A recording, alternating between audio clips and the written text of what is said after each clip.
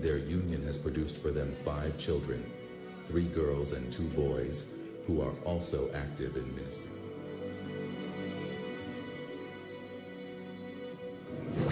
Ladies and gentlemen, with a standing ovation, let us all honor and welcome the anointed woman of God, Pastor Julienne Kabanda, to this pulpit and altar.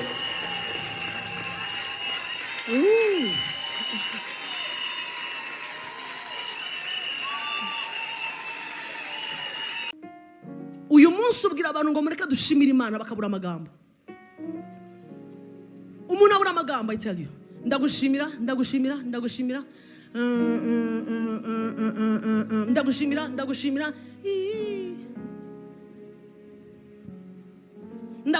Ndagushimira. Uwa musore nyine wabuze amagambo. Mwicaza imbere inkumi. Mwicaza imbere Jacqueline. Wumva amagambo amuva mu mutima. Ufite amaso. Iyo nyarebye shu ndashushuruka. Ayo matwi ameze nk'imyerezi y'Irebano. Abasore baravuga, uzi ko ari abasore bavuga inkweto zikakuva muri umukobwa. I tell you, ndababwiza ukuri ndi igitsina gore.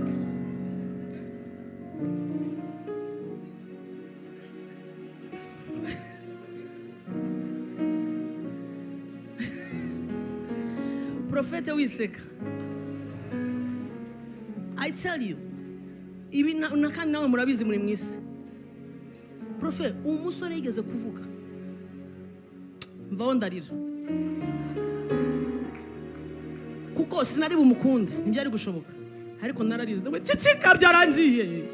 Aranga.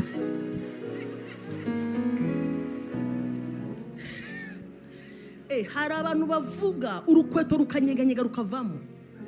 Arakubwira ukumva uri murava hasi kumva uri hewani neza. Yarangiza agatitira. Nindusana sani nyenye agahita areba hasi iminota 5 ukabura aho ureba. Jewe nari mfite inshuti yanjye yababaye mu buzima yagize ibikomere cyane, wanzwe utarakunzwe. Rimwe Satani aramupanga yahuye n'umusore. Uyu mugu yaramaze kuba marié afite umugabo, ahura n'umuntu uzi kuvuga. Profete ntabwo urabona abasore bavuga. Va kuri ibyo abarokore avuga ngo soma muri Habakuki.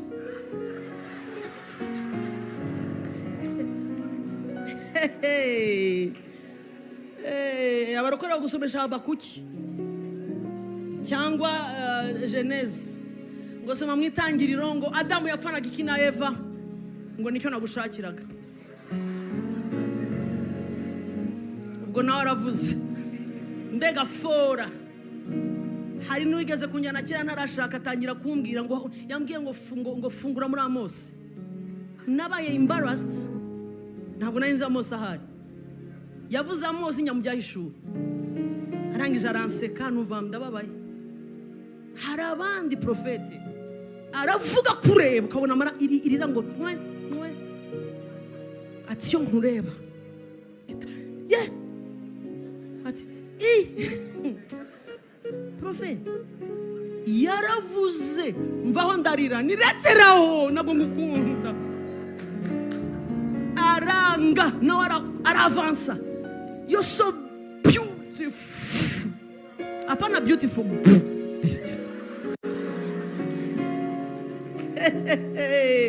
Ariko yaravuze. So uwo mugore inshuti yanjye yari marié deja aza guhura n'umuntu uvuga gutyo. Mwakwemera ko yahagaritse akazi. Yari umuyobozi ukomeye aho hantu. Uyu musore yaraje avuye ahantu havuze mu kindi gihugu ariko azi kuvuga. Baramuzana ba assistant aho ngaho. Saa 4 zagira akazana pome. Saa 6 zagira ati chef. Ko kuntu wambaye. Ndabireba nkumva umusonga. Saa 6 akazana. saa sita akamuzanira ikintu, yarambwiye ati pastor pray with me, ndarangiye urugo ndarushenye. Ndabwo nsengera iki? Ati senga Imana ishyire super group ku muntu uriya mugabo. Twarasenze amasengesho cecekesha mwami iminwa y'incakura, wapi mu gitondo akazi incakura yavuze neza, akazazanye parfait, agahita amubwira ati ntabwo ndabona umuntu ufite ayo maso yawe, akakumukara kegereye neza k'umweru.